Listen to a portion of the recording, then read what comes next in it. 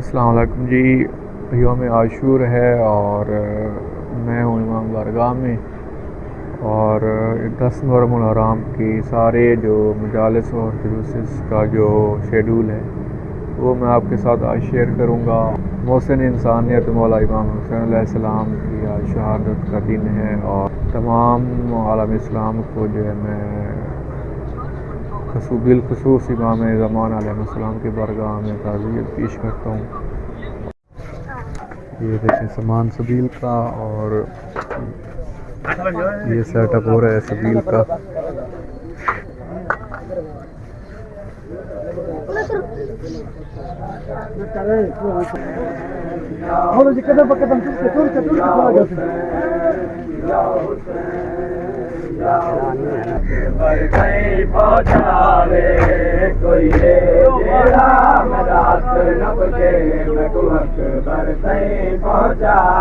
जी मौला के ज़ाकिर तशरीफ ले आए